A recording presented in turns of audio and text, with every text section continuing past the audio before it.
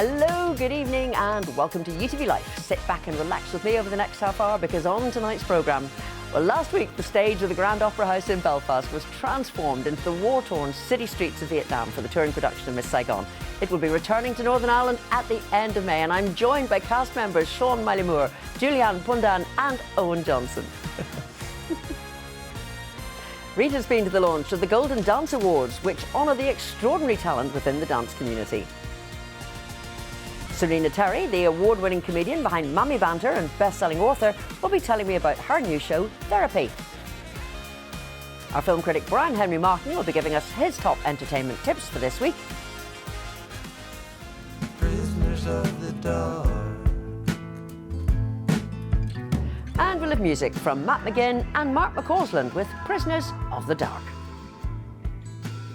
Well, the new touring production of Cameron Mackintosh's and Michael Harrison's iconic love story set at the end of the Vietnam War, Miss Saigon, has just finished a successful run in the Grand Opera House. But don't worry if you missed it, as the huge cast and crew will be heading to the Millennium Forum in Derry at the end of May. And I'm absolutely delighted to be joined by cast members Sean Miley-Moore, Julianne Pundan and Owen Johnson. But before we chat, let's get a quick taste of this brilliant musical.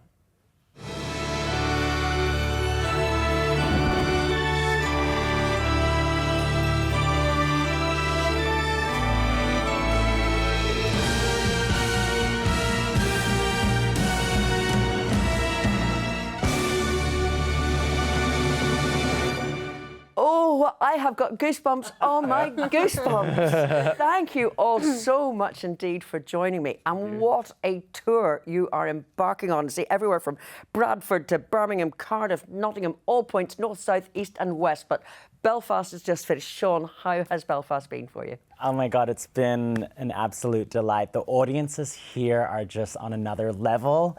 And maybe it's all the Guinness, but it's so exciting. It's you know. You've had a good time. Had a good time. What can we say? Good morning, Vietnam! But Julianne, I cannot believe this is your debut performance. What a way to start. How did it all come about?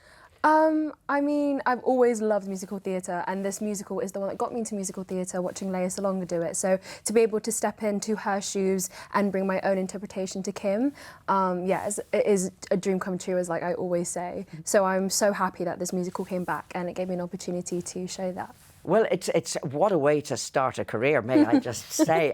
And Owen, I have twigged when chatting to you. Yeah. You're not from the West End? No, not from the West End. West End of where? West End where? Who knows?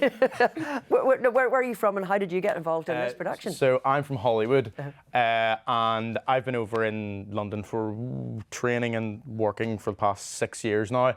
And I was doing panto at the time. And oh, no, you weren't. Oh, yes, I was. Yeah. Well, brilliant. And I was doing panto, and a friend texted me saying, "Oh, what do you think of this tape for Miss Saigon?" And instantly texted my agent, and I was like, I need to be in this. So you're in the ensemble, but you occasionally cover for John as well. I do and indeed, you've managed to get a few roles in there. Yeah, so. and I was able to perform here in the Opera House. Fantastic. Full circle. Just hope that John might have a dodgy oyster when you're up in Derry. Hopefully, But sorry. Sean, may I just say, I hate being out-blinged on the programme, but you have managed this magnificently. Tell me about the engineer. My gosh, well, the iconic, polarizing, and controversial engineer is a role of a lifetime. I've been so lucky enough to play it over at Sydney Opera House and in our motherland in the Philippines. So to be back now, performing it in my fatherland, being half British. Yeah. And he called me Sean because his love of Ireland. So it's kind of all the things. How many passports do you have? The life of the showgirl. Just get me the visa anywhere, honey. Absolutely. The visa and the paycheck, and you're a happy bunny. Happy bunny. But the engineer is a role of a lifetime, and I bring something new and special to the role. So it's the engine queer in my eyes. I love it. Well, just looking at that, I mean, the role, the piece that you have put into that role, you, as they say here, have put your heart, soul, liver and onions into it. That's it. Yeah. And a bit of Guinness, of course. Of course, of Yes, course. all the things. But Julianne, to start off your career like this, I mean, it must have been absolutely nerve-wracking, though, when you first stepped out onto that stage on opening night. Yes, it was both nerve-wracking and also so exciting. Like, I remember before going on stage in Newcastle, looking out in the audience and be like, oh my God, I used to be in that audience. Like, I used to be the one waiting for like the curtains to go up and to watch. So to be on stage and have it reversed was a crazy feeling. But it was also so thrilling, and I was just so happy. And Owen, it is going to be fantastic. Having experienced Belfast, you're now going to be up in Derry on the 26th of May to the end of May. That's going to be quite a tour. Because it's as I said, it is a heck of a tour with something like, 13 trucks? Yeah. With all the stage and set and cast and props, etc. It's one of the biggest that I've ever heard of in a long time. So getting this, we did an unbelievable feat of going from Plymouth up to Aberdeen. Oh my gosh, yes. That 12-hour train. Yeah. Wow. And like getting all those trucks up from basically the south of the island to the north. You see the tour arranger? Yeah. Sack him. Oh, well, this is it. We've said this. Why couldn't we do Dublin, Belfast, Derry? Derry, yeah, exactly. Yes. Just saying, terribly sorry to the tour arranger. I will, do apologise. But Derry's going to be our third Third Irish city, so we're saving It's the the best first for time. last. Absolutely. Well, apart from Belfast. And the cab driver today was like, you have to say legendary. Legendary. That's exactly what it is. However, when the tour finishes, May next year, West End, Oh my London, God. Are you all in? Do you know? Well, we don't know. We don't know. They would be fools Yeah. not to. Cameron, Michael, wherever you are, book us. Hashtag booked and blessed. Yes. And I saw the production before when it was here. Just tell me, is there a flying helicopter in the production, or do we have to? Come on. You're telling me nothing. No. Well, it's been an absolute delight to meet you. Thank you so much indeed. Owen, Julianne, Sean, 26th of May. Enjoy the tour and enjoy Derry. Thank you. The legend is reborn. We have 2 shows to go to now, so our helicopter is waiting for us to gotta go. take us. Bye Going now. back to Saigon. Bye now. Yes, bus pass to Derry for Valentine. The Golden Dance Awards will be returning to Northern Ireland later this year, honouring the amazing talent we have here from all forms of dance. Rita got her dancing shoes on to join the launch event at the Culloden Hotel in Belfast.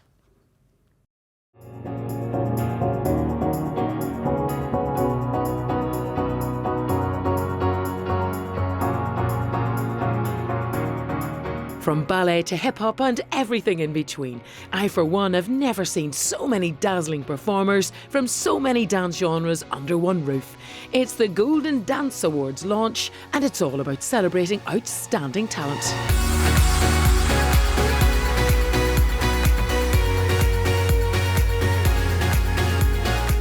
Catherine and Danielle, you must be delighted to be back again for your 3rd year. Yes, Rita, absolutely. We are thrilled to be back for our 3rd year of the Golden Dance Awards. We are a national awards ceremony celebrating dance all across Ireland, and we are absolutely thrilled to be back for our 3rd year in a row. And all different genres of dance as well, isn't it? All different genres, dance styles, dance teachers, choreographers, the people behind the scenes. We are all about the unsung heroes. Oh, that's lovely.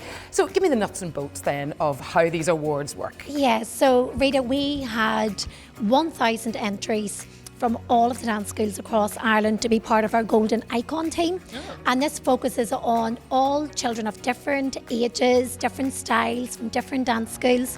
And they're all here today with us, and we feel so honoured and blessed today with it. So 1,000 down to 40 for your press launch. And then, of course, you have the big awards on the night in September. What takes place there? Yes, so in September we open up our nomination form, and across Ireland everybody applies to be part of this, and then all the finalists come along on the evening. It's a red carpet, black tie event, and our golden icons, our dancers, will be performing, opening up the entire These showcase. 40 will be opening it on the night. They will be glitz and glammed.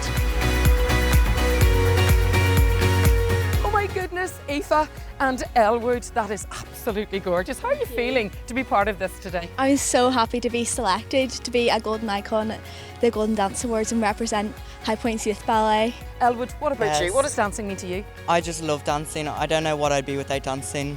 I do over 50 hours of dance a week. Do you? Yeah. You had an early start this morning. Thank you very much. I had to wake up at 5 and leave my house at 6 from Wicklow. Yeah. You guys are a triumph. I wish you all the very best. It's so good dancing beside all of these other amazing dancers that I would have never met in my life, and different genres of dance. It's completely amazing. I've never seen such an eclectic mix of dancers all in one room. How exciting. It's amazing. So happy for this opportunity. Look, it's great. Can I see a wee bit more of what you course. do? Awesome. What's your thoughts then on the quality of dancing here? Wow, it is phenomenal. Is it? It really is. They are mini elite athletes. They really are. And they train for hours and they deserve this recognition. And the glitz and glam of the awards night will take place at the Culloden in September.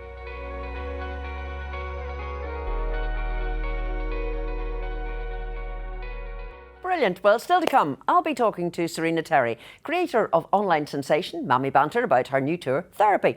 We'll have music from Matt McGinn and Mark McCausland with Prisoners of the Dark, and Brian Henry Martin will give us his top entertainment tips for this week. So, see you shortly.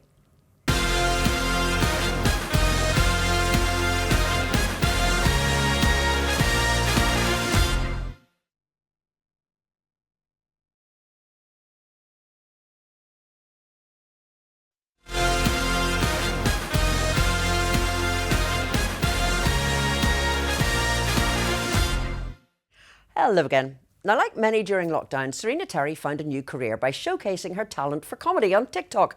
And so the global internet sensation Mammy Banter was born. Now she has millions of followers online, has written 2 best-selling books and selling out tours. And I'm delighted that I can welcome her back to UTV Life. But before we chat, let's have a look at Serena as Mammy Banter. Give me all your money now. I don't have any money. What have you got? You can take my phone. Nah, no point. You'll just cancel it and block it. Have you Apple Pay? Aye. Happy Days right with there. You have a card machine.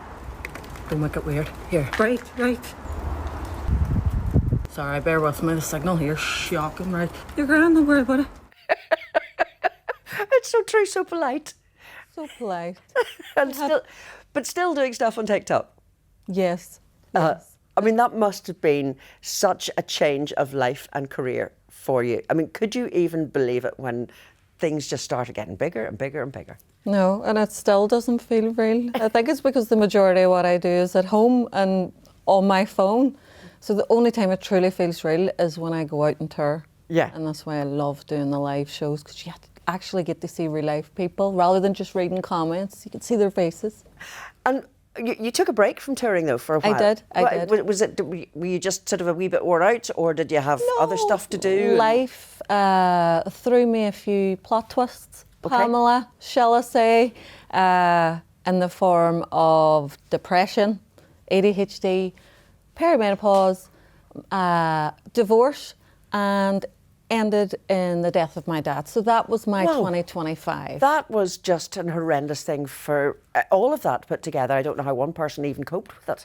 Well, I think we're all going through things quietly the last few years, and everything that happened to me that I've gone through last year and I'm processing, it's inevitable that it's going to happen to everybody.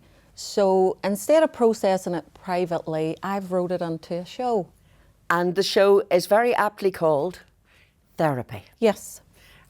But to take something, and I think it's something that we're always very good at doing here in the island of Ireland, is we deal with tragedy and horrendous things with humour. Yes. And for a comedian, your life is always changing and evolving. So to be able to stand on stage and turn these awful things that have happened to you into humorous content, is it very cathartic? It is. That is my therapy, as you say. As people, that we humour is a coping mechanism for us. So it helps me, and I'm hoping that it is funnier than it sounds when I'm describing what it's talking about.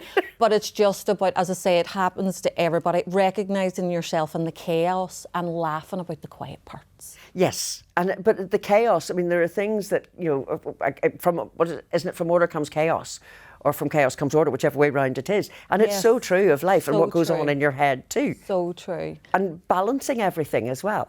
Yeah, balancing, like as a parent, as a mother, it is just what we have to do. We make it work. But that's brought into the show as well, because motherhood doesn't stop just because a parent dies or you're struggling with your mental health or your marriage falls apart or perimenopause or menopause comes along. It is the anchor beneath it all that we need to rise up against. So again, I think a lot of people will recognise that in the show too. And what age are the kids now? 10 and 17. Wow. I know. So they must keep you very grounded as well. Oh, absolutely. Like my daughter only started following me. She started following me the last time I was talking to you. She had me blocked 2 weeks ago. This could change. She could have me blocked now. Yeah. Yeah, no airs or graces.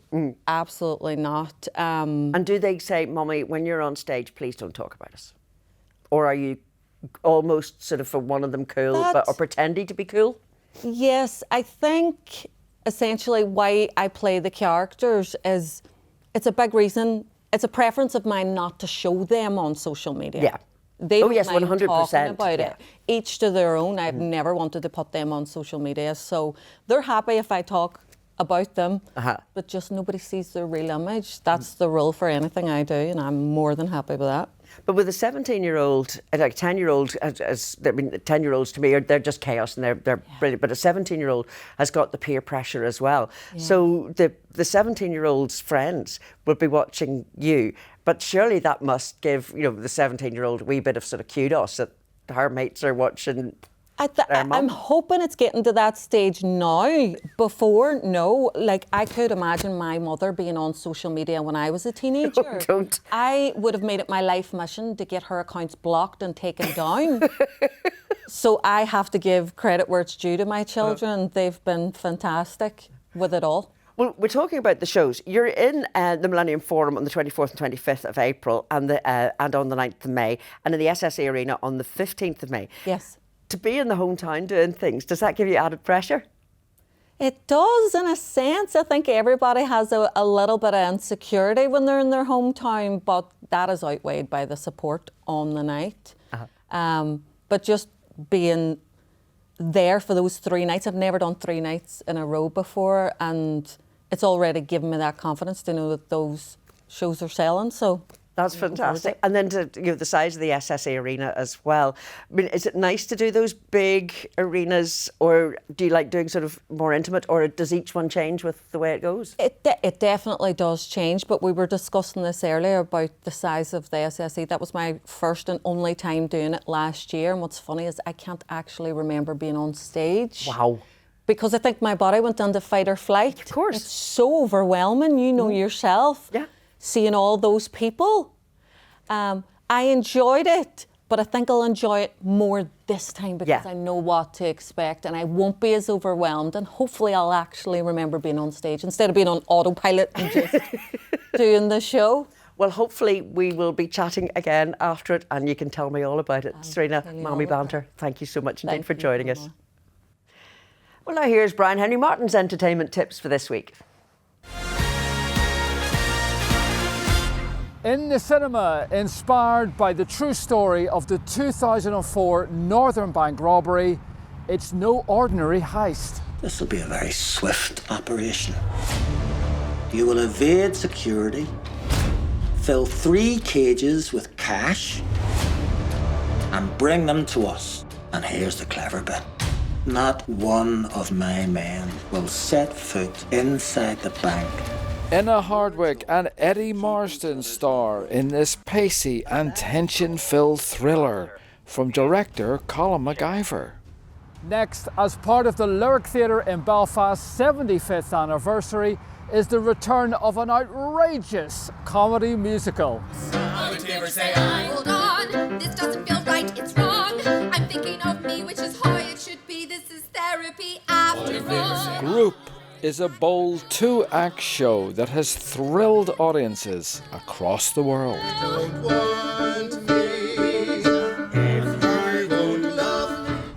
And finally, point-to-point racing returns to Portrush this Saturday. The gates open at 11:30 a.m. Children under 16 get in free, and the first race is away at 1 p.m. Check out all the runners and riders and have a great week.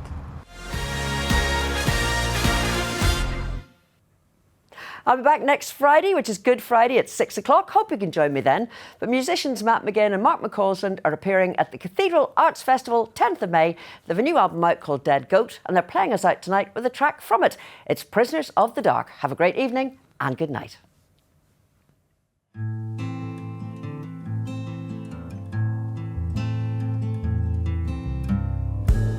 All around me, sad and lonely, breaking up my heart. Desperate times, desperate people, prisoners of the dark. Holy chaos, holy orders, seal him in my heart. All around me, sad and lonely, prisoners of the dark.